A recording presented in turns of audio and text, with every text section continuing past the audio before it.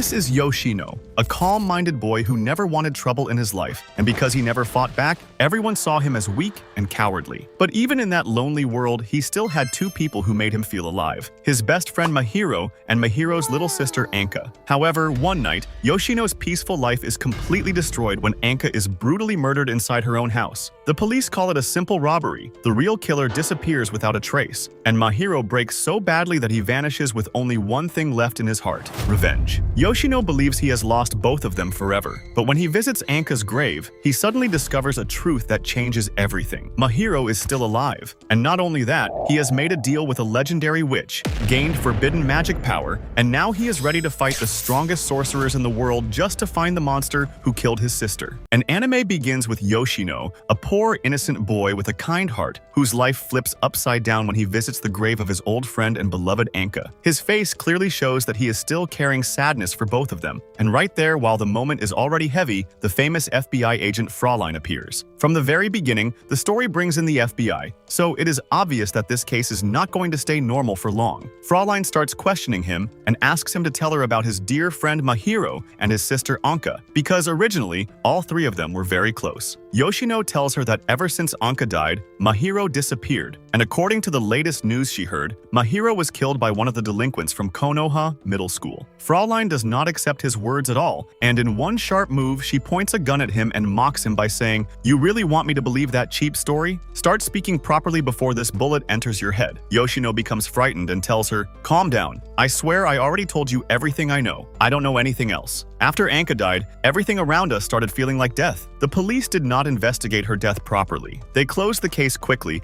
and said that a thief had entered the house looking for money. But Mahiro never believed that explanation, not even for a second. He knew the person they arrested was innocent, and those dirty officers had pushed the case onto him only because they did not want to trouble themselves. They only wanted to sit in their offices, laugh, waste time, collect their salaries at the end of the month, and do nothing useful. Yoshino says that, sadly, this is the state of their country now. This is what Japan has become. Fraulein is affected by his words, and Yoshino continues, telling her that Mahiro promised himself he would bring justice for Anka no matter what happened. Yoshino has no idea what to do, and then cursed butterflies suddenly fill the place. Fraulein gets distracted for a moment, and Yoshino uses that chance to trick her, even making the gun fall from her hand. But before he can feel safe, Fraulein pulls out a second weapon and says, "I was ready for that too, sweetie." She prepares to kill Yoshino, yet before death can reach him, the boy everyone thought was gone returns like a nightmare from the past. Mahiro is alive. Yoshino can hardly believe what he is seeing, but Mahiro is not only alive, he has also gained limitless magical power. They begin talking comfortably after making sure Fraulein is unconscious, but that small carelessness becomes a mistake because the traitor girl suddenly wakes up. She fires a shot straight toward Mahiro's head, thinking she has killed him, but Mahiro blocks it, and in that moment, Fraulein understands that he is not an ordinary boy anymore. Mahiro uses his magical abilities and attacks her, but this woman is not easy to defeat. They enter a violent fight,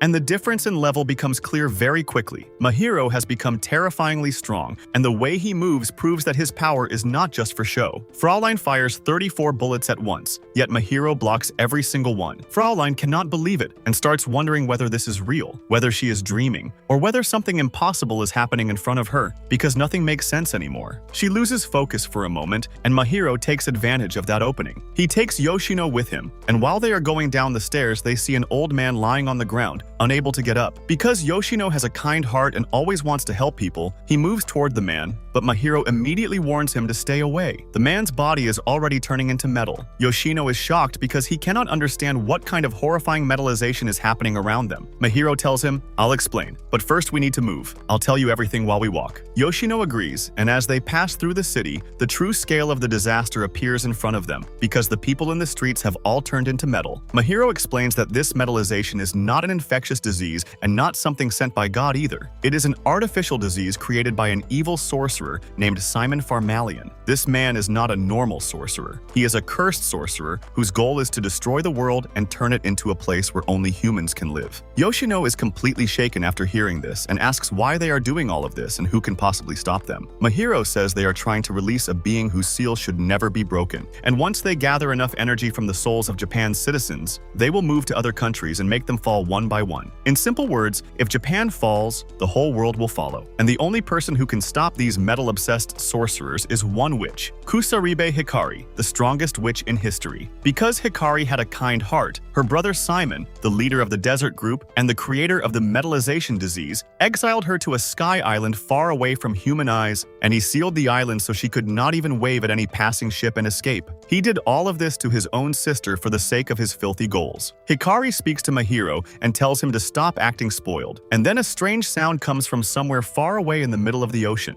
Mahiro follows the sound to find its source, and while moving, he tells Yoshino how he met Hikari. Almost a month earlier, Mahiro found a bottle on the shore with a message and a wooden doll inside it, and the message said something like this: "To the person reading this, I am Hikari, the strongest witch in history. I crossed seas, shattered rocks, and pushed back darkness, but I was betrayed and trapped on an island in the middle of the ocean, far away from human eyes. The one who betrayed me was my own brother, the sorcerer Simon, who wants to destroy the world through an artificial disease and turn people into valuable metal. You must be wondering what you will gain if you help me. I will give you enormous magical power, and I will also grant any wish you desire. So ask for anything." And without warning, a strange ball-like object rises from the water, tied with iron chains from every side. Yoshino is stunned, because what he sees looks like pure madness. But if this is madness above the ocean, then underground, the desert people are doing something even darker. It becomes clear that they are preparing everything as suitable fertilizer for that flowery tree. So far, they have not succeeded, but the atmosphere makes it feel like the next step will bring darkness for everyone. The boys are completely frozen by the sight, and Hikari tells them to run immediately. Mahiro asks why they should not fight the enemy right now, and then he asks whether she is not going to help him with Anka's case. Hikari tells him to go to the house, because maybe she can find something there using her magic. They agree, and she sends them to that house because it is the place where Anka was killed. They reach the house and step inside. Mahiro becomes sad as memories of his adopted sister return to him, but Hikari quickly brings him back to focus and tells him the location of a knife with symbols on it inside the house. Without hesitation, he finds it and follows every instruction Hikari gives him exactly. After finishing, he gives Yoshino a magical bracelet that he can use several times if he ever falls into danger. Hikari completes the tracking spell, and a black beam comes out from the knife in Mahiro's hand, collecting information about the person who killed Anka. She tells him that the quarantine stone is reacting near their location, and his human friend will definitely be harmed, so she says it harshly and tells him not to get emotional. Mahiro agrees and asks Yoshino to leave quickly because he does not need his help, and Yoshino will only become an obstacle. His words are rough, but the fear behind them is clear. He does not want to lose someone close to him again.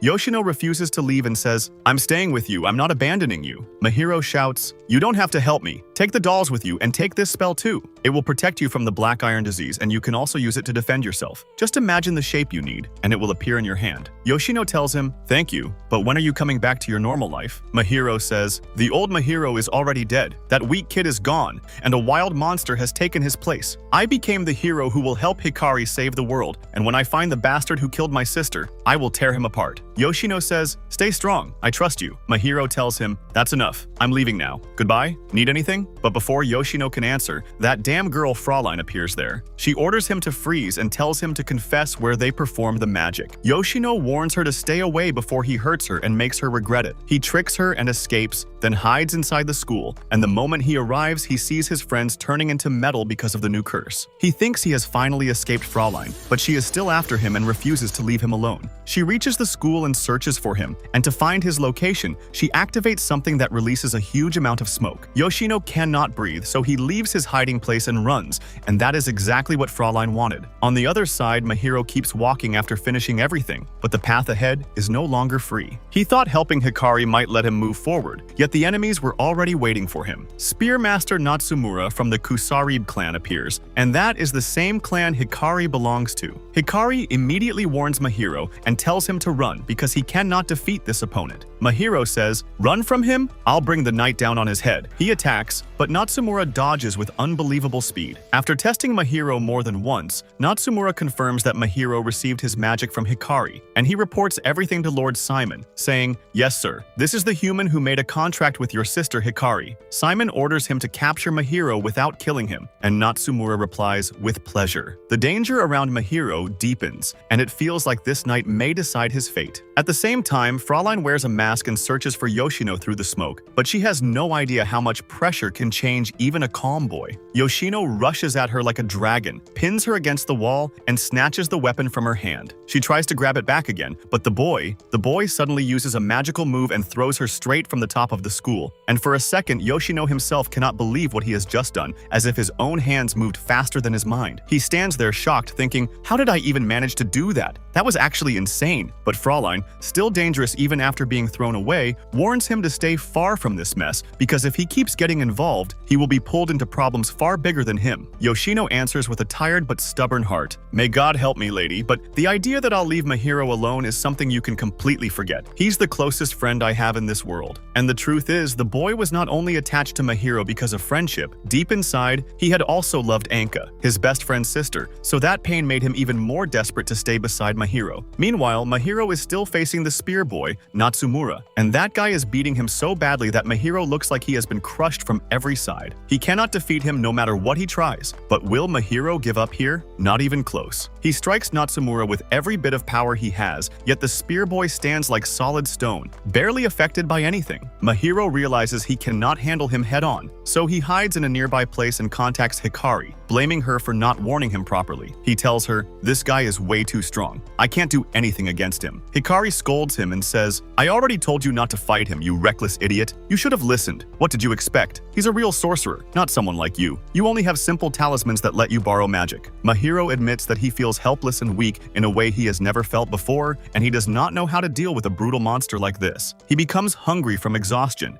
and just then Yoshino arrives and gives him food, telling him to eat quickly so they can leave before that cursed spear freak finds them. Natsumura is actually circling around the area, searching for Mahiro everywhere, but he cannot find him at first and almost gives up. Then, because of one small mistake from Yoshino, he figures out their location. Yoshino panics and asks what they should do now, but instead of freezing, he uses his magical ability and instantly transports both of them to the top of a building. Natsumura loses track of them, and for once, Yoshino's move actually saves the day. After that, Yoshino treats the wounds Mahiro received during the fight and says with relief that at least they escaped from him, but Mahiro is still not satisfied. He insists that he must defeat the spear boy no matter the cost, and says, "I have to go back and finish this fight right now. I'm not the kind of person who gets humiliated like this and stays quiet." Then he gives Yoshino something and tells him to keep it safe, saying that if anything happens to him, Yoshino must contact Hikari, tell her everything, and continue in his place if he dies. Yoshino accepts it and tells him it is done, and Mahiro heads back toward that violent monster, the terrifying spear sorcerer, while Yoshino remains worried for him. Hikari comforts Yoshino and tells him not to panic, saying she knows that spear boy well. She explains that Natsumura only fooled them with his speed, because the Kusarib clan does not really have powerful attack magic the way Yoshino thinks. In simple words, all the spear boy can do is move left and right at extremely high speed. When it comes to real attacking power, he is not as dangerous as he looks. Yoshino asks if there is any way he can help Mahiro, and Hikari explains that the Kusaribi clan uses magic from a tree called the Tree of Genesis, and this tree is basically like the clan's master and source of power. Yoshino understands what she means and immediately runs to follow her instructions, even though the city is filled with danger and people everywhere are turning into metal because of the black iron disease. He struggles badly, but he keeps pushing forward because he has to carry out Hikari's plan exactly. He searches for a safe path, and at the same time, Mahiro attacks the spear boy with all the strength he can gather, but unfortunately, nothing seems to work. Every strike from Natsumura's magical spear moves like lightning because of his frightening speed, and Mahiro starts feeling his body giving up, so he escapes quickly and hides again. In that hidden place, he remembers his adopted sister Anka, how she used to care for him, how gentle her words were, and how warm her heart felt. Those memories make courage run through him again, and he tells himself that he has to bring that cursed man down. At the same time, the cruel government learns what has happened and immediately decides to isolate the infected areas. They bomb the entrances and exits with missiles, and Yoshino becomes terrified for Mahiro, afraid that something might happen to him. When he uses his inquiry magic, he learns that the government is going to isolate the area where Mahiro is located that very day. Yoshino wants to go save him, but fear grabs him for a moment because if he enters that area, he might get trapped too and never escape. Still, he forces himself to move because of Anka, and because Mahiro is the dearest friend he has. At that moment, Mahiro is running through a long tunnel, tunnel, trying to escape, but Natsumura is behind him like a shadow, not leaving him even for a single second. Just before Natsumura can catch him, Yoshino arrives at the perfect moment and hides Mahiro from that place. After that, both of them escape quickly before the area is fully sealed. They make it out, and only moments after they leave, the entire place is completely cut off. The scene is horrifying enough to make the skin crawl,